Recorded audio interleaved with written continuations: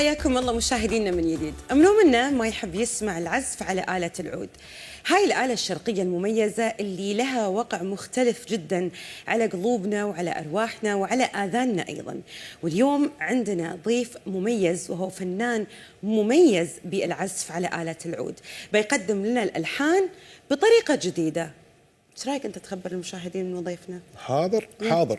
ضيفنا اليوم يقدم ألحان يختلط فيها الشرق بالغربي فعلا على آلة العود، مما يعطي إذن المتلقي إحساسا غريبا ورائعا في نفس الوقت، يجعله سارحا بين الألحان الشرقية والغربية. خلينا نرحب معكم بكنان أدناوي عازف العود. حياك الله ومرحبا. شكرا حياك الله. يسعد مساكم ومساء الإمارات ودبي. الله طول يسلمك، بعمرك. الله يحفظك. في البداية نبغى نعرف منك من هو كنان أدناوي وكيف وصل لمرحلة الاحتراف اللي هو عليها اليوم. مبدئيا كنان أدناوي عازف عود ومؤلف موسيقي. أنا خريج المعهد العالي للموسيقى في دمشق باختصاص عود. بعدين كفيت ماجستير في الموسيقى المعاصرة والارتجال المعاصر بالولايات المتحدة الأمريكية، وقبلها بالعائلة يعني درسنا موسيقى، ونحن في عدة أخوة بنلعب موسيقى عود كمان وبزق وإلى آخره. فهذا شغف قديم يعني لاحقنا منذ الطفولة ومشينا فيه لحتى صار مهنتنا وشغلتنا يعني بالحياة. لفت انتباهي تخصصك الارتجال المعاصر. اطلعني أكثر على طبيعة هذا التخصص. يعني هو بالعالم العربي غير مطروق نسبيا، ولكن بشكل أو بآخر كل الموسيقيين عندهم صلة فيه ولو يعني بشكل غير يعني واضح. ولكن هذا النوع من الارتجال هو كعنوان هو كتير ضخم وعريض، ولكن هو أيضا يشمل غير علوم الارتجال يلي بندرسها، وخصوصا المدارس الموسيقية الحديثة. هلا بالمنطق الشرقي أكثر يعني ارتجال موقع على الإيقاع مع الإيقاع، أو بيكون ارتجال سولو قبل المغني أو أثناء العزاء المقطوعة الموسيقية قبلها أو بعدها إلى آخره. ولكن هذا يتضمن فنون الارتجال الحديث من ضمن أشياء مبنية على اللحظة وليدة اللحظة، وفي أشياء أخرى تبنى على مدارس مثل البلوز والجاز، ويعني أشياء مختلطة أيضا بموسيقى العالم الأخرى مثل إيقاعات إفريقية أو إيقاعات ميدل إيسترن شرق أوسطية وأوروبية أيضا. هذا النوع من العزف هو اللي يسمى بالفيوجن؟ نوع منه فيوجن أكيد. هلا بالنهاية العود آخر سنوات كان له وجود بالساحة العالمية بشكل قوي، صرت دائما تشوف عود مع جاز بيج باند، جاز باند مع فرق موسيقية منوعة مع أوركستر سيمفوني. ولكن حتما العود بيضل له أصالته، له محله بالموسيقى الشرقية. وموسيقى بالنهاية بيقولوا لك باللغة العربية أو باللغات اللي ما بيعرف لغته الأصلية ما بيقدر يتعلم ويعمل لغة أخرى بشكل جيد. يتعلم العود أول، فأكيد لازم نحن نعرف موسيقتنا منيح أو شيء له علاقة بما يخص تراثنا موسيقتنا العربية صحيح. أو الشرقية عموما.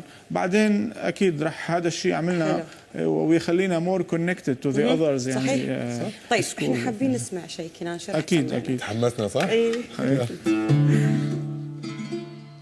نلعب شيء من مقام البيات. البداية هي مقطع من أغنية إماراتية، والنهاية هي مقطع من رقصة من مقام البيات من مؤلفاتي.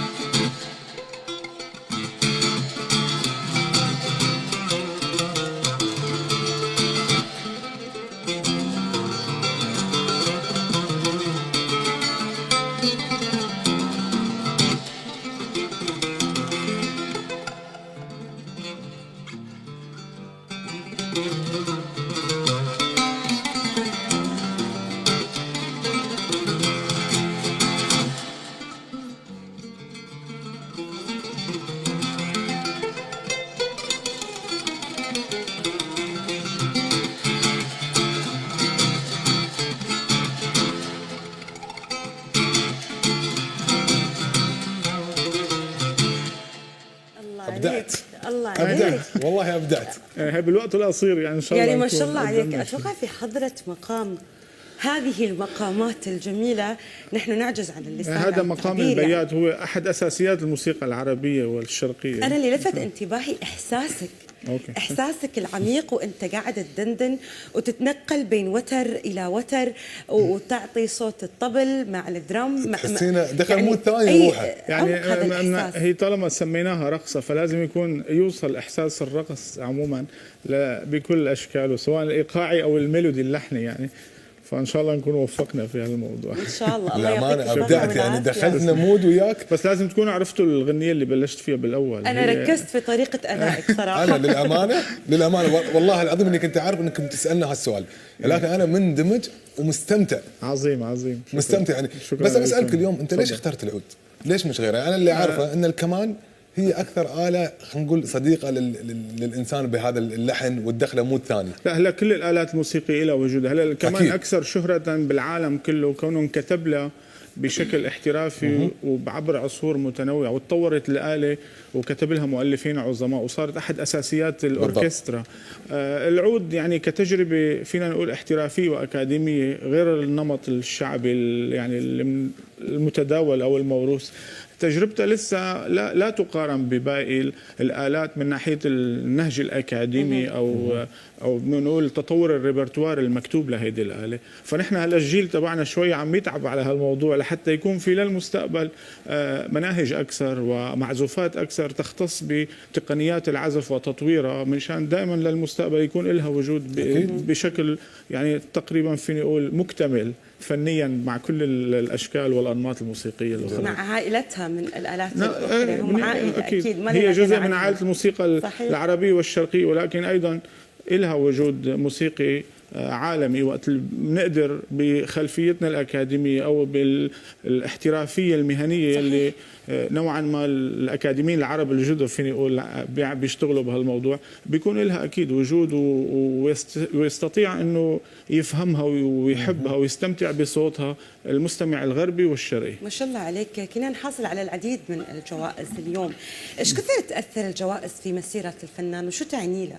يعني هي الجوائز نوع من التثبيت للحركة الموسيقية اللي بيكون العازف عم يمشي فيها أو يعني أو للنهج فيني أقول تثبيت للأفكار والنهج، وأيضا هي نوع من التقدير فيني أقول لنتاج معين عمله هذا الموسيقي والعازف. أنا يعني الجوائز هي كانت بمراحل مختلفة من حياتي الموسيقية، في منها بالعزف العود المحض يعني بس فقط عزف، وفي منها كان بالتأليف الموسيقي، وهذا له بعد عالمي أكثر من أنه just for music for oud يعني. أنت بعد ما سمعتنا المقطوعة الجميلة اللي سمعناها قبل شوي، للأمانة بشار أنا ما بسأل، أبى أسمع. إحنا حابين متعني بس أبغى أكيد يعني. شو بتسمعنا الحين؟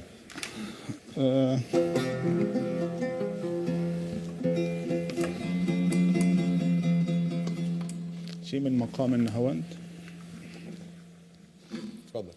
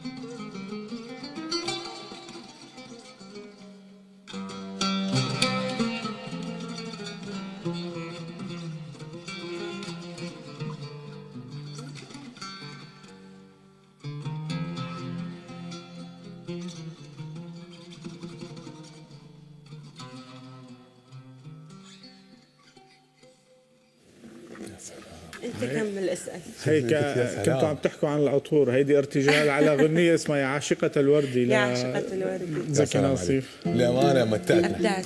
شكرا. ابدعت ودخلتنا في عالم اخر مختلف تماما شكراً، اليوم. شكراً. يخلينا نسال عن مشاريع مستقبليه لك في عالم العود اليوم. والله هلا في كثير يعني افكار ومشاريع. مؤخرا اتممت اعمال اوركستراليه جديده للعود والاوركسترا السيمفوني، بالاضافه الى اعمال للعود. مؤخرا كمان قدم عمل من تاليفي لآلة الهارب والاوركسترا في ايطاليا، واتمنى انه اقدر نوعا ما ان شاء الله نقدر نقدم هيدي شيء من هيدي الاعمال هون في دوله الامارات، كونه هي ملتقى لكثير ثقافات وفيها كثير مجال للابداع والوجود الفني لكثير من انماط الموسيقى في العالم. انت اليوم في دوله اللا مستحيل فعلا إن شاء احلام الله. تتحقق ان شاء الله، وان بالعكس. شاء الله هيدي كمان يعني عن طريقكم بلكي ان شاء الله بيكون في شيء نتشرف. مع وزاره الثقافه اذا امكن، واتمنى يعني هيدي الله الحلقه يوفقك. توصل نتشرف. لعنده. الله الله يوفقك يا يوفقك. رب. انا صار لي تقريبا فتره منيحه هون الحياه، ولكن ما صار اي فرصه لحتى يكون في امكانيه نقدم هيدا شيء من هيدي الاعمال، تستاهل، واتمنى هلا من تستاهل. خلال هذا اللقاء يوصل للصوت. تستاهل يوفقك كل يا رب. التقدير كنان، والله يوفقك تسلم. يا رب. انا بعرف شيء بامانه، انت كنت متوقع ان هذه الاله الموسيقيه الجميله يصير فيها اللي صار فيها اليوم من تطوير؟ يعني أكيد. هذا تطوير، هذا يعني خلينا نقول هذا شيء دخل على شيء، يعني اله دخلت على اله ثانيه. كنت متوقع هذا الشيء؟ هلا فينا نقول نحن وقت اللي بنعمل اكاديميات وبنجيب مناهج كثير احترافيه وعلميه، فاكيد القصد منها مثل باقي العلوم الاخرى هي نعم. تطلع بنتيجه لحتى تطور ادواتك وتطور اللي انت عم تشتغل فيه. فمثل ما صار في حركه كبيره بصحه، مثل ما صار في حركه كبيره بتطور العلوم الاخرى في العالم العربي، ايضا صار في تطور بالالات الموسيقيه العربيه، صار في مناهج جديده، صار في انواع موسيقيه جديده انفاتت بهيدي الاله اكيد. التطور هذا كنتم متوقعين انه يوصل للتطور اللي انت وصلت له اليوم؟ هلا في عالم بتقول انه انا غير باقي العازفين او بعض العازفين الى اخره، ولكن الافق مفتوح دائما غير محدود، وحسب ما انت كمان شغفك بالموسيقى. بالنهايه انت صحيح عازف عود، ولكن انت مرتبط بكثير الات اخرى، أي. بموسيقى درستها وسمعتها، بانماط موسيقيه مختلفه من العالم اشتغلنا فيها وتعاوننا وادينا فيها اشياء جديده. نعم. فهذا الشيء حتما نتيجته رح تكون اشياء جديده رح تبين من هيدي الاله. ما ادري، انا حسن اديب بتتفق معي في هاي النقطه. يعني العزف اللي سمعناه هو عزف غير تقليدي. نوعا ما 100%. صحيح. هو عزف غير عادي، فبالتالي شو السبب في الخروج عن النمط التقليدي؟ يعني نوعا ما مرتبط باللي كنا عم نحكي قبل. هو يعني التقليدي هو يعني فينا نقول انه هو ايضا مدرسه وله حضور وله سميعته ومكانته الموسيقيه، ولكن طالما نحن عم نتعب وعم نشتغل على مناهجنا الموسيقيه حتى لتتطور، فحتى طبعا بالنهايه رح ناخذ عازفين متطورين عن الاجيال السابقه، وبالتالي رح يكون طموحهم وافكارهم حتما مختلفه. أكيد. وتتطلب نوعيه جديده من العزف، سواء بايد اليمين ايد اليسار يا سلام وباقي عليك. الاشياء الاخرى. يا سلام عليكم، نحن طماعين. انا اتكلم عن نفسي، انا طماع واستمتعت. ابى اسمع. صراحه كلنا بهذا العصر لأن غير هذا تقليدي العزف- الجميع مستمتع. شكرا. مستمتعين. يعني انا متاكده ان حتى المشاهدين اليوم في هذه المعزوفات الخارجه عن المالوف، هلا انا وعن بعرف الشيء اللي احنا معتادين أنا عليه مستمتعين. بعرف في جمهور منيح للعود بالامارات. أكيد. وانا كنت من في الخليج. والوطن العربي بعد. وانا كنت من المشاركين من حوالي العامين بمهرجان العود في الفجيره. نعم. قدمت عرض عزف عود منفرد. فيعني شكرا طول بعمرك. لكل اللي عم تحكوه بخصوص العود والموسيقى متعنا شوي. العربيه. شكرا. متعنا، سمعنا شيء حلو. شو أكيد، بتسمعنا أكيد. اول شيء؟ احنا مستمتعين. مهما يبين سمعنا علينا صح؟ اي والله.